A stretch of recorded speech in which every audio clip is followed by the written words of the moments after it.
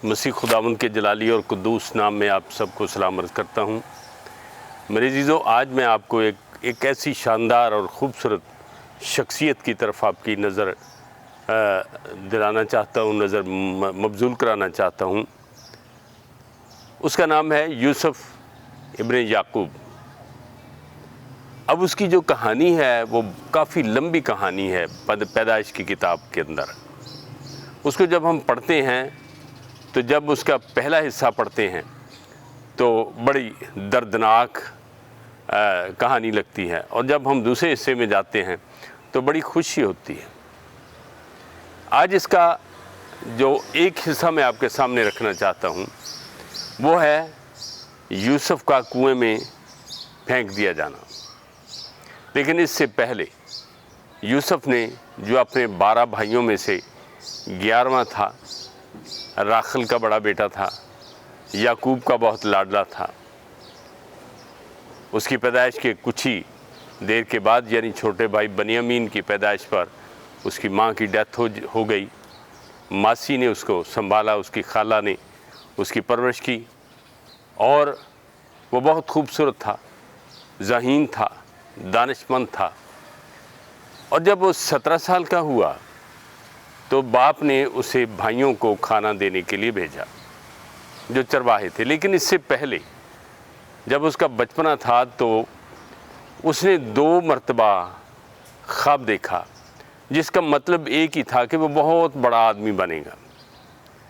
इस ख्वाब की वजह से भी, और बाप चूँकि उससे बहुत प्यार करता था इस वजह से भी। और बाज़ उलमा कहते हैं कि वो अपने भाइयों की जो थी ना, चुगलियाँ करता था अपने बाप के साथ, अपने बाप को बताता था कि इसने आज ये किया, इसने आज ये किया। तो उन सब को यूसुफ़ अच्छा नहीं लगता था, और ऊपर से एक और काम बाप ने कर दिया। उसने यूसुफ़ को एक खूबसूरत लिबास बना के दिया जो यूसुफ़ के ऊपर बहुत खूबसूरत लगता था। अब बड़े भाई जेलस करते थे कि इसको इतना खूबसूरत ड्रेस बना के दे दिया है, हम जो इतना काम करते हैं हमें क्या बना के दिया है। लेकिन जब यूसुफ़ की उम्र 17 साल की हुई तो बाप ने उससे कहा कि अपने भाइयों को जो चरवाहे हैं, जा उनको खाना दे के आ।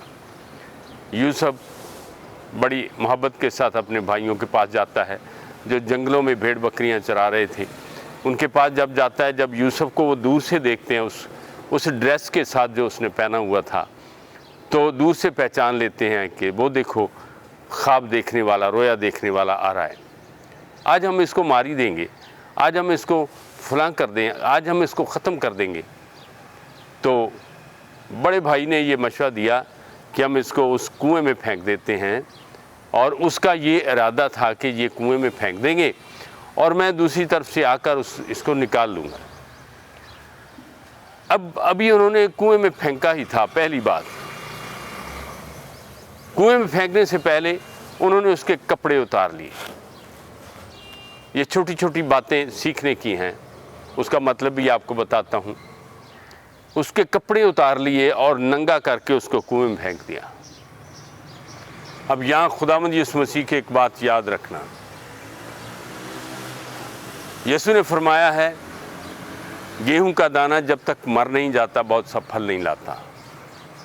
दूसरी बात, उसके कपड़े उतार लिए। ये पुरानी ज़िंदगी जो है उससे अलग हो गई, पुरानी ज़िंदगी से वो बाहर निकल गया, अब वो कुएं में था। तीसरी बात ये है कि जब वो कुएं के अंदर है, उसकी रोया, उसके ख्वाब उससे कभी जुदा नहीं, उसके जहन से दूर नहीं हुए थे। उसका नस्ब-ओ-लैन उसके अंदर था, उसके दिल में था। और कुएं में पड़ा हुआ जब वो इधर देखता, आगे देखता, पीछे देखता, तो उसको अंधेरा नज़र आता था, मौत नज़र आती थी। लेकिन जब उसने आसमान की तरफ देखा तो रोशनी नज़र आई और एक रस्सी लटकती हुई नज़र आई। मेरे जीरो, ये खुदावंद यीशु मसीह का फ़ज़ल है, ये बाप का फ़ज़ल है जो यीशु मसीह में ज़ाहिर हुआ है। खुदा ने आसमान से बख्शिश की है, आसमान से बख्शिश करके हम जो गुनाह की ज़िंदगी गुजारते थे, गंदे कुएं की ज़िंदगी गुजारते थे, हमें उस फजल की रस्सी से निकाला और इस दुनिया से निकाल कर अलग कर लिया।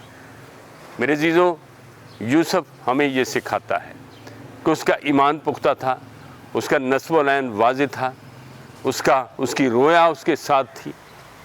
अब वो जब उसको बाहर निकाल लिया गया, निकाल कर उसको बेच दिया गया। मदियानी ख़रीद कर मिस्र ले जाते हैं।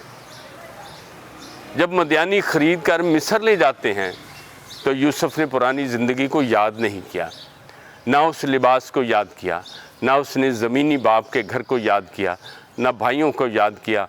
उसकी नज़र जो थी उसके उस मुस्तकबिल के ऊपर लगी हुई थी जो खुदा ने उसके ऊपर बचपन ही में वाज़ेह कर दिया था। आज मेरे अज़ीज़ों, मैं नौजवानों से बात करता हूँ, आप कहाँ रहते हैं, कहाँ देखते हैं, क्या देखते हैं? आपकी रोया आपके साथ होनी चाहिए। मुश्किलात आएंगी, अभी उसके ऊपर पहली आजमाइश आई है, अभी आगे और भी कुछ है। एक के बाद दो, दो के बाद तीन, तीन के बाद चार, इस तरह आजमाइश पर आजमाइश आ सकती है। मगर मेरा और आपका जो ईमानदार कहलाते हैं, मैं ख़ास तौर पर नौजवानों से बात करता हूँ, आपका मतमा नज़र, आपका मुस्तकबिल, आपका टारगेट फोकस होना चाहिए, आपको उस मकसद की तरफ बढ़ना चाहिए। अगर हमारी ज़िंदगी के अंदर मुस्तकबिल का मकसद नहीं है तो फिर हम कुछ भी नहीं कर सकते। हम एक बिखरी और बेजान सी ज़िंदगी गुजारते हैं। सुबह गए, मजदूरी कर ली, शाम को खा लिया, सो गए, सुबह उठे, ये एक पहिया चलता रहेगा, लेकिन ना हमारी मंजिल होगी, ना हमारा सफ़र होगा, ना हमारा मकसद होगा। आइए अपने अपने मकसद के ऊपर गौर करें। खुदावंद आपको बरकत दे।